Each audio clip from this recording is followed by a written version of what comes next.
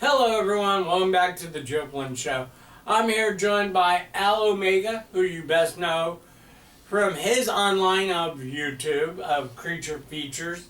Hopefully I got that correct. I didn't want to butcher anything. Why not? Butchering can be fun. That's true. They can be.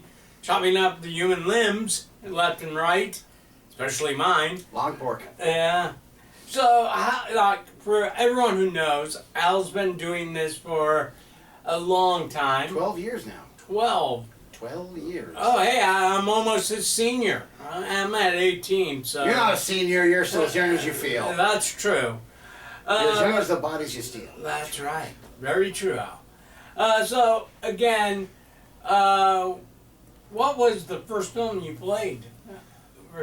Oh, well, the first film we did, unfortunately, was not a copyright-free movie. Uh-oh. Yes, my partner swore that he had permission to use it, which unfortunately was not true.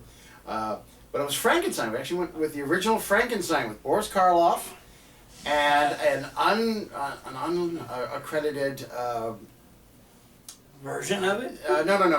Oh, geez. The Carradine. John Carradine is in it as one of the young hunters in it. It's one of his early pieces. Yes. Not credited, though. Oh, man. You know, and that's the thing. With movies back in the golden age of film, you get, you know, some of these well-known actors popping up in small little scenes in certain films. Before they were famous. That's right. Just like Clint Eastwood. If any of you guys did not know, he was in the nice little low-budget film Tarantula as a fighter pilot. Hi, I'm going to make someone's day. I think he's also in the Creature from the Black Lagoon. That too. As a lab tech for about 5 seconds. That's right. He's, you know, just before, you know, you never can tell. Don't leave him alone with the white mice. That's right. Or the white coats either. But yeah. But for you, what were some of your favorite horror films growing up? Oh, well, we certainly had some really cool ones. I really liked stuff in the 70s because I think it had a lot of heart. I'm trying to name it, and I'm blanking on now. Victor Bono's in it as the devil. It's about people going in to fix up an old house, and there is a trapdoor in the basement with a cross holding it together. Hold on. Yes, and then he gives the immortal line of where the hell do you think you are, and who the devil do you think I am? That's right. Oh, God. He had a $2,000 suit in that one. Very expensive suit. Wow, hey, just imagine you sporting that out today. $2,000? Yeah. I got that $2,000. But no, I think it was, I don't want to say, that's not the Evil. Yeah. I think it's the Evil. Yeah, because I was like I was thinking also, I thought about it, I go, no, it's not Burnt Offerings, no. Because that's also another 70s TV movie, by Dan Curtis. Well, I do like some of the made-for-TV movies, which are, sadly, don't get replayed, and I think they're really... That's true, I agree with you. Like, a good example would be Trilogy of Darkness that Dan Curtis did. With the nice little Zunu doll. Yes, Trilogy of Terror. Yes, hi there, Karen Black. Yes, local girl there. Yeah. I liked Cold Winter's Death, which is technically more of a suspense piece, but still a very good one, and it plays very well today, especially with animal testing going on. Right, and then, of course, I was telling one of my previous guests that, you know, whenever I hear about remakes of classic movies that Hollywood does occasionally, I go, why can't you find a classic movie that maybe no one's seen or heard of, you know, or didn't do that well, you know, when it was originally released? Attack of the Killer Shrews. Oh, yes, or better yet, you know, beach horror at Beach Party. That would have been a really, bad move, my bad. Yeah. Creeping Terror? Creeping Terror was better. You can only go up from Creeping Terror. Right. I mean, you can't actually do a worse version of Creeping Terror. That's right. You know, then, of course, you know, I just sit there and I go, okay, here's a great 70s movie that people don't talk a lot about, but I really love, which is The Legend of Hell House. Oh, I love that movie. With Roddy McDowall and the little brunette gal, I can't remember her name, but I thought she was so Honeycutt. cute. Yeah. and Clive LeVere, I think. Yeah, I'm sorry. But that was to me, when I saw that at the drive-ins, and I was like thinking, holy crap, this is spooky as hell, especially with the music score. And Great movie. it is, and it's like, even though I'm afraid that someone would eventually remake it. It has been redone several times. Right, but the problem is like I'd be thinking, even though, hey, CGI has gotten so much complicated now and stuff like that, I'd be like going like, oh my God, you're gonna kill this movie, aren't you? There was actually a version that used a lot of CGI, and it was very poor. All right, Very sad. And that to me kind of like kills me, when they start doing remakes of all these horror classics, and it's all mostly, hi, let's just put CGI in, and instead of like going like, hey Jason, you're going out into space, man. Go have a nice flight. Okay. Well, I do work in film, and there has been a big pushback on doing practical effects rather than trying to do CG or stuff that's in the computer. Right. And I love that. Right. And I personally love the practical effects, and hey, if you look at from Larry Pierce's even Frankenstein or the Wolfman, or it's like incredible how they did that. And then even with Rick Baker and the American Werewolf in London, Fun guy, top notch effects. Wonderful person too. Yeah.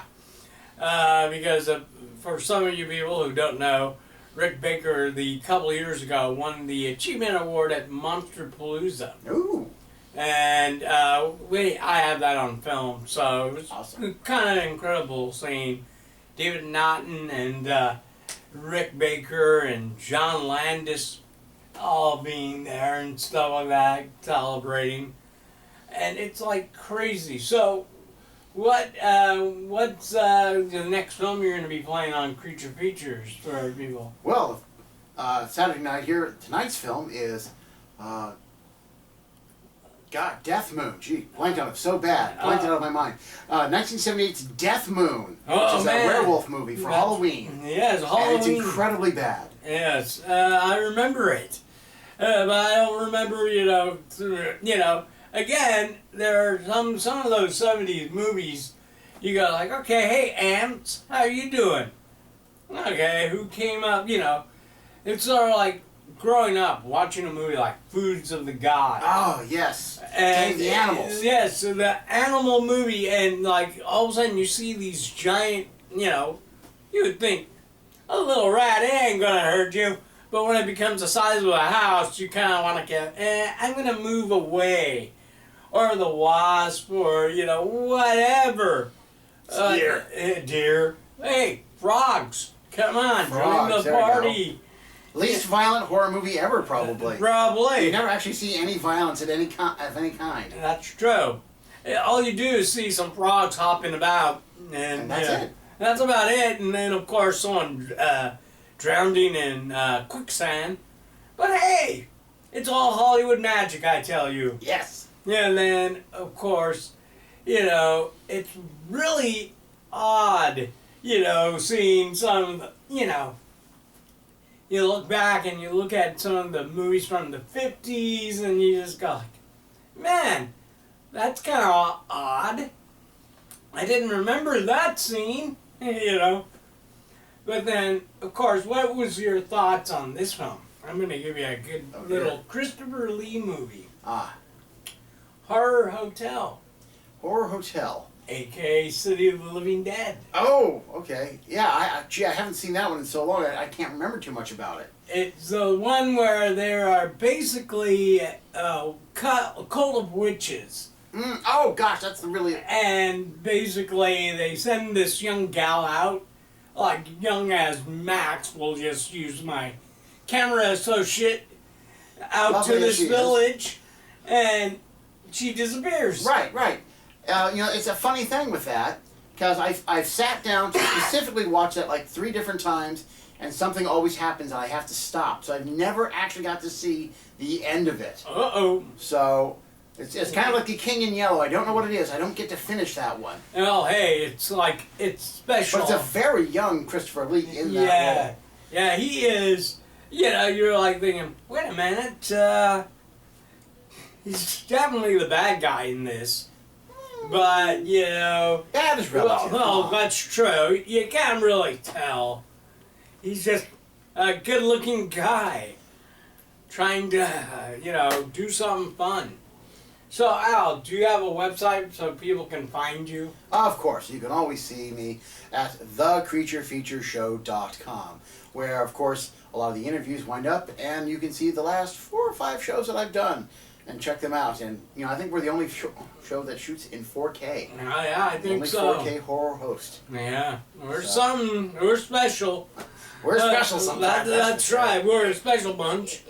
But again, I want to thank Al Omega for his time, and hopefully I'll check out his films and shows, and remember, keep watching those horror movies. Now, I myself like to add, and make the world a happier place, man.